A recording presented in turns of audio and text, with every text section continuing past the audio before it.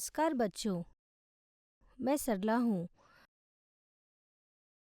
आज मैं आपको 8वीं कक्षा के भौतिक विज्ञान का अध्याय ध्वनि पढ़ाने जा रही हूँ। यह ध्वनि का दूसरा भाग है। दूसरे भाग में जानने से पहले हम भाग 1 को दोहराएंगे। ध्वनि माध्यम से संचालित होती है और माध्यम ठोस, द्रव्य या गैस हो सकता है।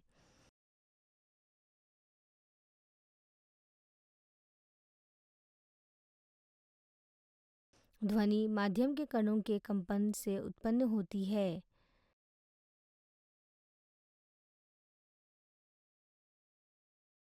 ध्वनि ऊर्जा का एक रूप है जो हवा या किसी अन्य माध्यम के माध्यम से तरंगों के रूप में कंपन के रूप में स्थानांतरित होती है।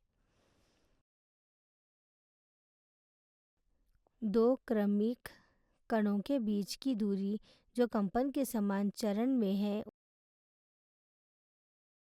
उसे तरंगदैर्घ्य कहा जाता है। आवृत्ति माध्यम में 1 सेकंड में किसी कण के कंपनों की संख्या है।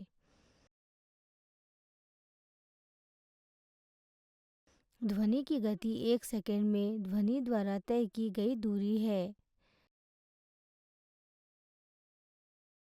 ध्वनि की गति उस माध्यम के गुणों पर निर्भर करती है जिसके माध्यम से वह यात्रा करती है, जैसे तापमान, दबाव और आर्द्रता।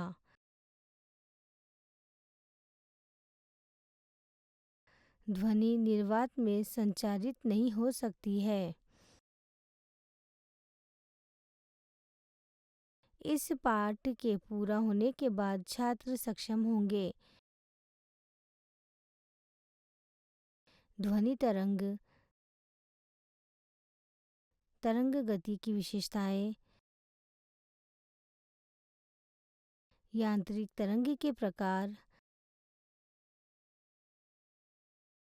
ध्वनि के गुण, आयाम की परिभाषा,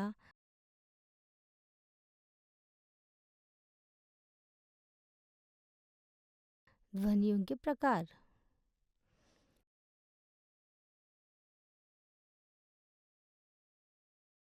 यांत्रिक तरंग, कर्ण, तीव्रता, आयाम,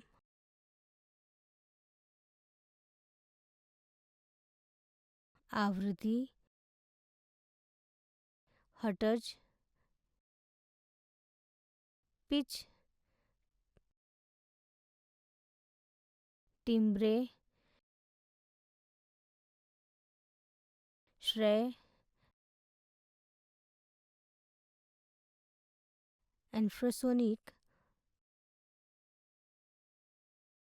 अल्ट्रासोनिक।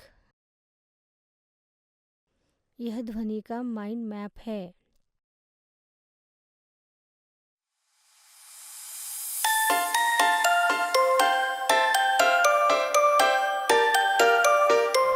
नमस्कार बच्चों, हम पहले से ही ऊर्जा के बारे में जानते हैं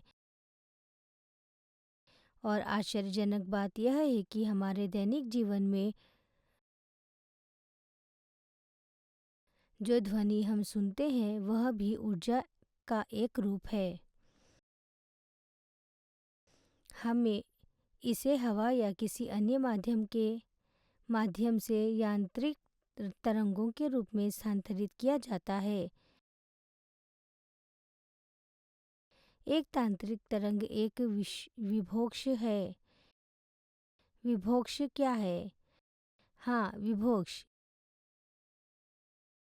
यहाँ विभोक्ष का अर्थ है उन कणों की यादृच्छिकता जो मिलकर तरंग बनाते हैं। सभी कण माध्यम के कणों की अपनी मध्य स्थिति से दोहराया जाने वाली अवाधिक गति है।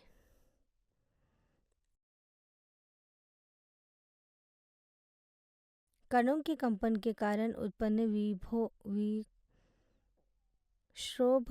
अगले कण तक पहुंचता है। इसका अर्थ है कि ऊर्जा को एक कण से दूसरे कण में एक तरंग गति के रूप में स्थानांतरित किया जाता है। अब हम तरंग गति की विशेषता के बारे में जानेंगे।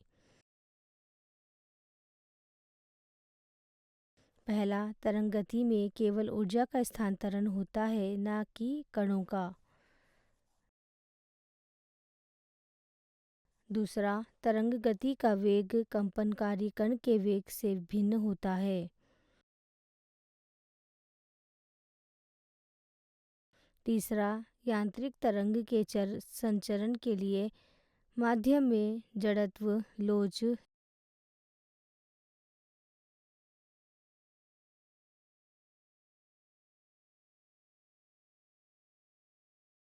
एक समान घनत्व और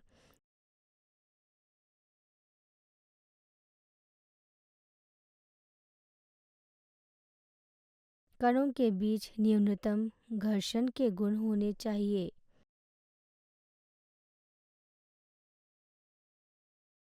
अब तक आप यांत्रिक तरंग के बारे में जान चुके हैं। यांत्रिक तरंगों के वास्तविक जीवन के उदाहरण कुछ देखना और ध्वनि सुनना, वे दोनों समान नहीं हैं। यांत्रिक तरंगें दो प्रकार की होती है। वे है, पहला अनुप्रस्थ तरंग, दूसरा अनुदैर्ध्य तरंग। क्या आपने कभी अपने मन में सोचा है कि हम अपनी आँखों से कुछ कैसे देख सकते हैं?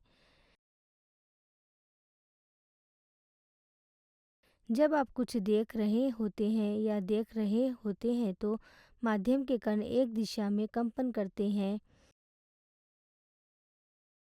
जो तरंग के संरचन की दिशा के लंबवत होती है। इसे अनुप्रस्थ तरंग कहा जाता है। उदाहरण के लिए तारों में तरंगे, प्रकाश तरंगे आदि।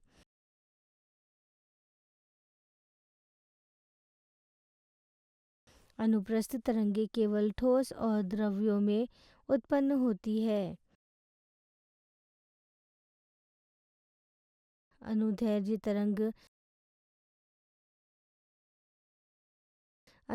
तरंग में माध्यम के कण एक दिशा में कंपन करते हैं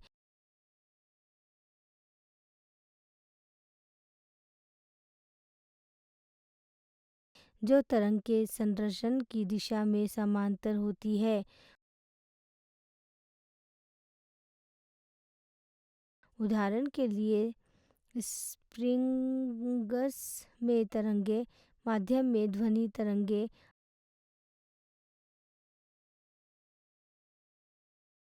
अनुदैर्ध्य तरंगे ठोस, द्रव्य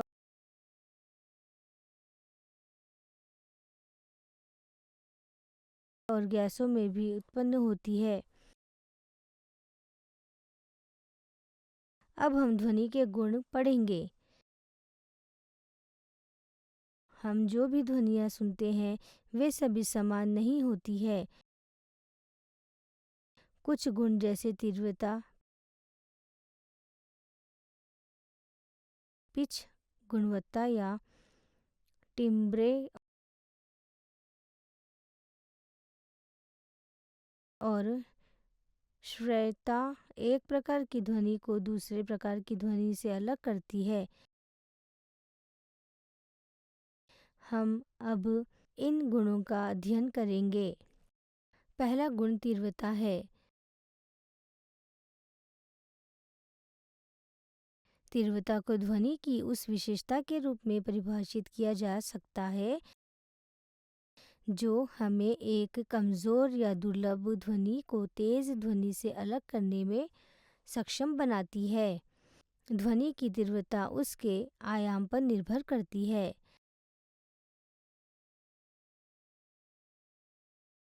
आयाम, नया शब्द। आयाम क्या है? आयाम किसी कंपनकारी कण या अपनी मध्य स्थिति से अधिकतम विस्थापन है।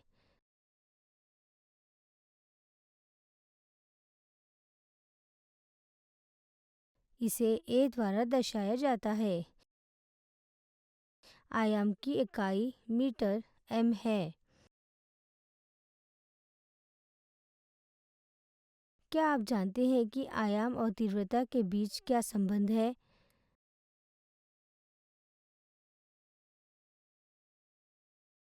आयाम की जितना अधिक होगा, ध्वनि उतनी ही तेज होगी और इसके विपरीत जब ढोल को धीरे से पीटा जाता है तो कमजोर ध्वनि उत्पन्न होती है।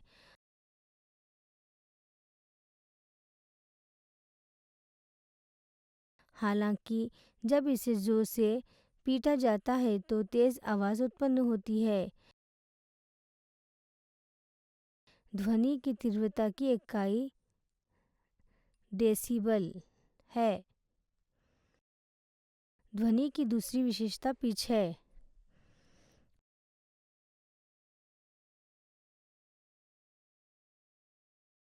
पिच ध्वनि की वह विशेषता है जो हमें एक सपाट ध्वनि और एक तीखी ध्वनि के बीच अंतर करने में सक्षम बनाती है। ध्वनि की आवृत्ति जितनी अधिक होगी, पिच उतनी ही अधिक होगी। उस पिच ध्वनि में तीखापन जोड़ता है। सीटी, घंटी, बांसुरी और वायलिन द्वारा उत्पन्न ध्वनियाँ उस पिच की ध्वनियाँ हैं।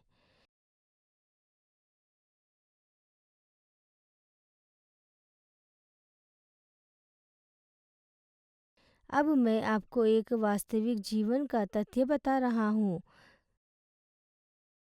सामान्यतः स्त्री की आवाज़ पुरुष की आवाज़ से अधिक तीक्ष्ण होती है।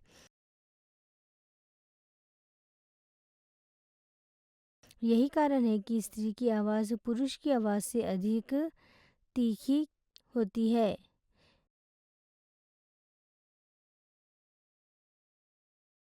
शेष की गर्जना और ढोल की थाप जैसे कुछ उदाहरण कम पिच की ध्वनियाँ हैं। अगला गुण गुणवत्ता या टिब्रे है। गुणवत्ता या टिब्रे ध्वनि की वह विशेषता है जो हमें दो ध्वनियों के बीच अंतर करने में सक्षम बनाती है जिनकी पिच और आयाम समान है।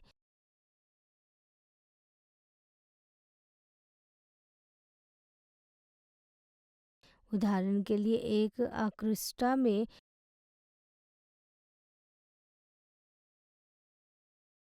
कुछ वाद्य यंत्रों द्वारा उत्पन्न ध्वनियों में समान पिच और तीव्रता हो सकती है।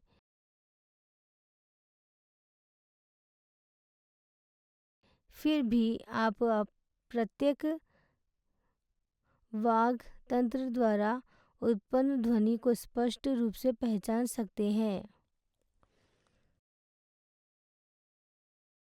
ध्वनि का चौथा या अंतिम गुण श्रेयता और पारस है।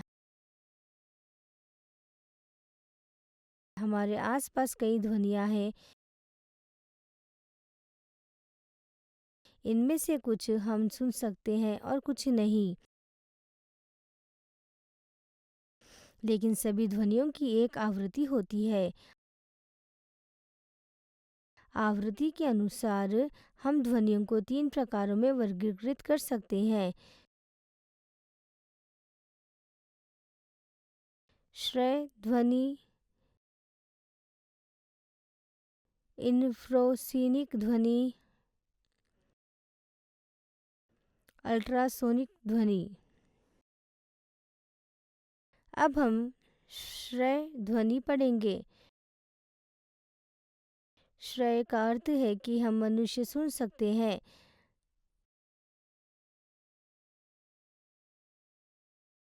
20 हर्ट्ज से 20,000 हर्ट्ज तक की आवृत्ति वाली ध्वनि को सोनिक ध्वनि या श्रय ध्वनि कहा जाता है।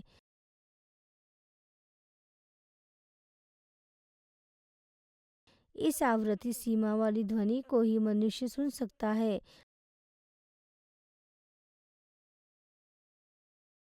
मनुष्य 20,000 हर्ट्ज से कम, 20,000 हर्ट्ज से अधिक आवृत्तियों वाली ध्वनियों को नहीं सुन सकते हैं।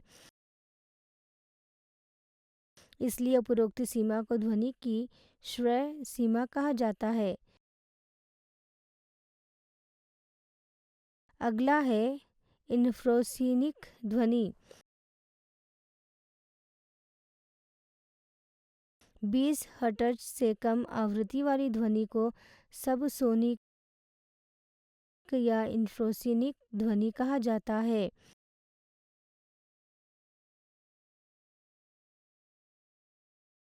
मनुष्य इस आवृत्ति की ध्वनि नहीं सुन सकता, लेकिन इसे डॉल्फिन आदि कुछ जानवर सुन सकते हैं। इंफ्रासोनिक ध्वनि के उपयोग है। इसे भू अवलोकन प्रणाली में नियोजित किया जाता है। इसका उपयोग मानव हृदय की क्रियाविधि के अध्ययन में भी किया जाता है। तीसरा है अल्ट्रासोनिक ध्वनि।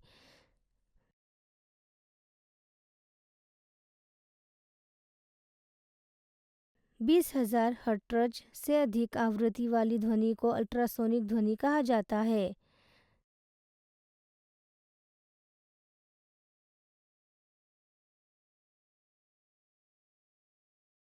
चमगादड़, कुत्ते, डॉल्फिन आदि जानवर भी कुछ अल्ट्रासोनिक ध्वनियों को सुनने में सक्षम होते हैं। अल्ट्रासोनिक ध्वनियों के कुछ उपयोग हैं। इसका व्यापक रूप से चिकित्सा अनुप्रयोग जैसे सोनोग्राफ में उपयोग किया जाता है।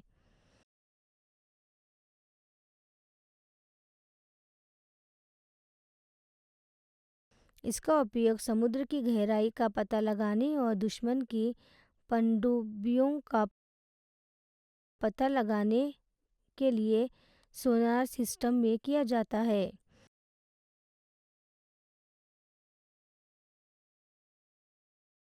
इसे डिशवॉशर में भी नियोजित किया जाता है। अल्ट्रासाउंड का एक अन्य महत्वपूर्ण अनुप्रयोग ऑल्ट्रन की सीटी है।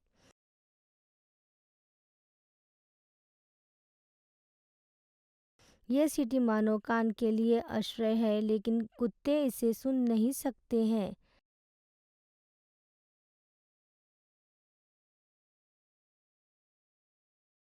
कुत्ते इसे सुन सकते हैं। इसका उपयोग कुत्तों को जांच के लिए प्रशिक्षित करने के लिए किया जाता है। चमगादड़ 20,000 हर्ट्ज से अधिक आवृत्तियों की ध्वनियों को सुन सकता है। चमगादड़ चीखते समय अल्ट्रासोनिक ध्वनियाँ उत्पन्न करते हैं।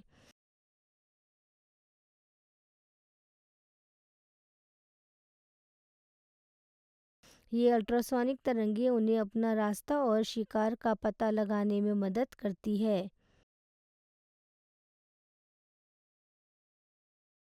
पाठ का सारांश। कंपन का आयाम जितना बड़ा होगा, ध्वनि उतनी ही तेज होगी।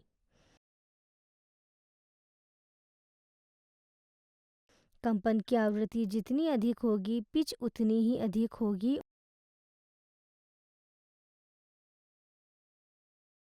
और ध्वनि उतनी ही तीखी होगी।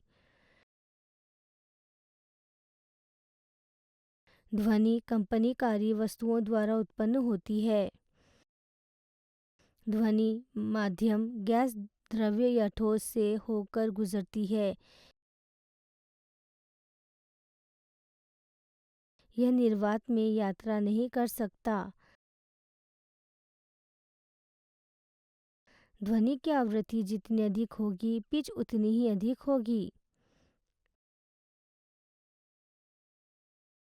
संगीत कंपन के नियमित पैटर्न द्वारा उत्पन्न होता है। 20 हर्ट्ज से 20,000 हर्ट्ज तक की आवृत्ति वाली ध्वनि को सोनिक ध्वनि या श्रय ध्वनि कहा जाता है।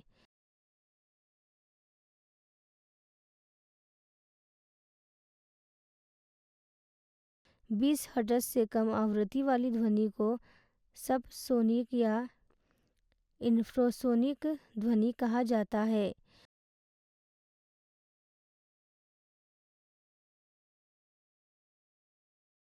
20,000 हर्ट्ज से अधिक आवृत्ति वाली ध्वनि को अल्ट्रासोनिक ध्वनि कहा जाता है।